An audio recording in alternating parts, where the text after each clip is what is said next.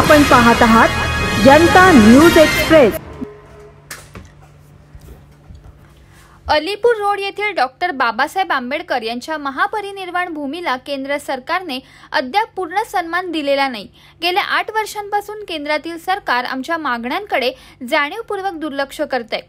केंद्र सरकारने संसदेतून 2 कायदे करून देशाच्या राजधानीतील गांधीजींच्या समाधी राजघाटाला सर्वोच्च सन्मान दिला। गांधीजींना राष्ट्रपिता मानून राजघाटाला हा सन्मान देण्यात आलाय। तर डॉक्टर बाबासाहेब आंबेडकरांना संविधानाचे जनक मानून महापरिनिर्वाण भूमीलाही राजघाटासारखाच दर्जा आणि सन्मान मिळावा अशी मागणी डॉक्टर आंबेडकर महापरिनिर्वाण भूमी समिती दिल्लीचे राष्ट्रीय अध्यक्ष आणि माजी कॅबिनेट मंत्री इंद्रेश गजभिये यांनी केली आहे। समितीच्या वतीने करण्यात आलेल्या या मागण्या मान्य न झाल्यास पुढील आंदोलन केले जाईल। या आंदोलनाची दिशा ठरवण्यासाठी आज समितीची बैठक आयोजित करण्यात आली होती। आमच्या समितीच्या 20 वर्षांच्या वाटचालीमुळे महापरिनिर्वाण भूमी दिल्ली येथे संविधानाच्या खुल्या पुस्तकाच्या आकाराचं सुंदर स्मारक उभारण्याची ऐतिहासिक कामगिरी केली आहे। मात्र त्याचा अजूनही विकास होणं गरजेचं आहे। येत्या 6 डिसेंबर 2022 रोजी महापरिनिर्वाण भूमीचा संपूर्ण सन्मान व सर्वांगीण विकास व्हावा या 4 मागण्यांच्या संदर्भात समितीतर्फे दिल्ली येथे राष्ट्रीय सन्मान सभा व मोठा मेळावा आयोजित करण्यात येत आहे आणि राष्ट्रीय स्तरावरील बैठक होत आहे। यानंतर देशभरातील सर्व राज्यांमध्ये या रॅली संदर्भात राज्यस्तरीय बैठका होणार आहेत अशी माहिती गजभिये यांनी दिली आहे। महापरिनिर्वाण भूमी स्मारकाजवळ 8 बंगले देण्यात यावेत। सध्या बाबासाहेबांच्या स्मारकासाठी केवळ 1 एकर जागा देण्यात आली असून ती फारच कमी आहे। तर दिल्लीत 30, 40 आणि 50 एकर जमीन अन्य नेत्यांच्या स्मारकासाठी देण्यात आली आहे। महापरिनिर्वाण भूमीला गांधीजींच्या समाधी राजघाटाप्रमाणे कायदेशीर दर्जा देण्यात यावा। गांधी समाधीच्या सन्मानासाठी आणि संचलनासाठी संसदेतून 1951 आणि 1998 मध्ये 2 कायदे मंजूर करण्यात आले असून त्या अंतर्गत जगातील देशांचे राष्ट्रपती आणि पंतप्रधान भारतात आल्यावर राजघाटावर पुष्प अर्पण करण्याची तरतूद आहे। आम्ही बाबासाहेबांच्या महापरिनिर्वाण भूमीला समान दर्जा, आदर आणि तरतुदीची मागणी करत आणि जागतिक पर्यटन यादीत समाविष्ट करणे जेणेकरून जगातही बाबासाहेबांचा इतिहास आणि स्मारकांची माहिती उपलब्ध होईल। हम सब पे बाबा साहब का कर्जा है, इस कर्ज को उतारना है। इसलिए दिल्ली देश की राजधानी है। अब मुंबई में जो होता है या नागपुर में जो होता है या मऊ में जो होता है उसकी उतनी हलचल नहीं मचती। दिल्ली क्या है? देश की राजधानी है और देश की राजधानी में पूरे विश्व के हर देश के कार्यालय हैं जिसको दूतावास बोलते हैं, एम्बेसी। हर देश का, पूरे संसार के हर देश का ऑफिस दिल्ली में है और दिल्ली में जो हलचल होगी उसकी चिंगारी, उसकी पूरी मैसेज पूरे भारत में है। इसलिए तो बाबा साहब का अंतिम संस्कार दिल्ली में नहीं होने दिया गया।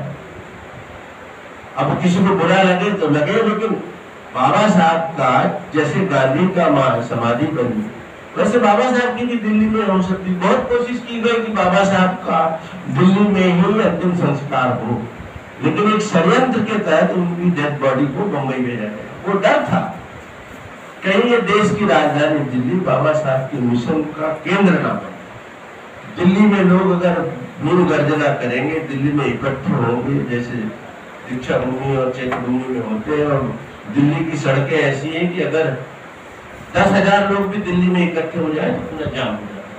दिल्ली का ऐसा यातायात ऐसा दुर्भाग्य रास्ते।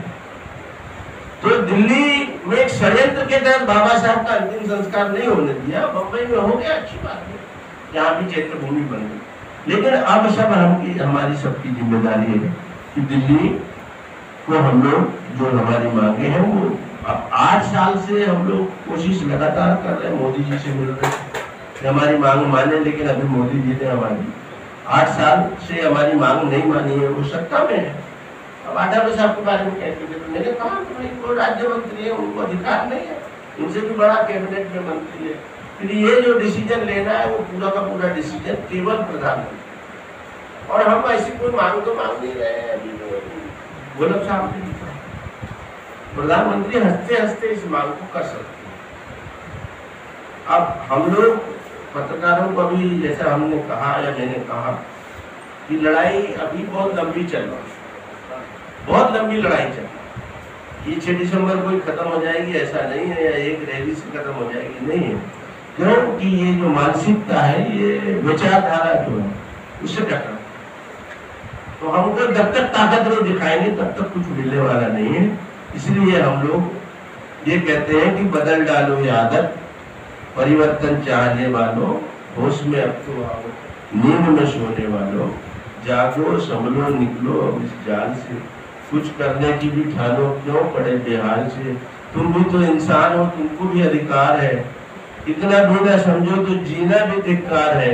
गिरा दो वो दीवारें जो तुम्हें आपस में मिलने नहीं देती, और तोड़ दो ऐसी बेड़ियां जो तुम्हें आगे चलने नहीं देती।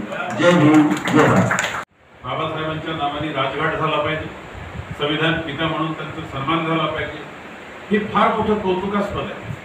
आणि या सगळ्या मोमेंटचे तुम्ही भागीदार होणार आहात आणि म्हणून कुठल्याही प्रकारचा विचार न करता यामध्ये शांतारामला सांगेन, महाराष्ट्रातून आपल्या सगळ्या शेड्यूल कास्टचे मान कमाल, भिल्लर, कोळी, कोकणी, माळी, चाळी, हे सगळे जेवढे मिळतील तेवढे त्यांना बाबासाहेबांच्या बद्दल आदर आहे अशी सगळी माणसं तयार करा। म्हणजे आंदोलन करताना ते वैचारिक पातळीवरचं आंदोलन झालं पाहिजे। बाबासाहेबांच्या विचाराला कुठेतरी चालना देण्यासाठी काही गोष्टी आपल्याला राहून गेल्या, आपण कमकुवत होतो, परंतु बाबासाहेबांमुळेच आता शक्तिशाली झालेलं आहे आणि मग ही शक्ती त्यांच्यासाठी वापरली पाहिजे। हे आपलं स्वतःचं कर्तव्य, भाषेचं भरपूर कर्तव्य, तो काही विषय नाही, परंतु मुद्दा हा आहे, हा मुद्दा अत्यंत गंभीर आहे, आपल्या जिव्हाळ्याचा आहे, आणि त्याच्यासाठी तुम्ही सगळ्यात जास्त कशी माणसं जमवाल आणि 6 तारखेला ते माणसं आणाल। मी माझ्यापर्यंत सुद्धा 10,000 माझ्याकडून नक्की येतील, कारण मी अचूक बातम्या, निपक्षपाती विचार, अन्यायाविरुद्ध वाचा फोडणारे परखड विचारांचे सार्वभौम दैनिक प्रजासत्ताक जनता।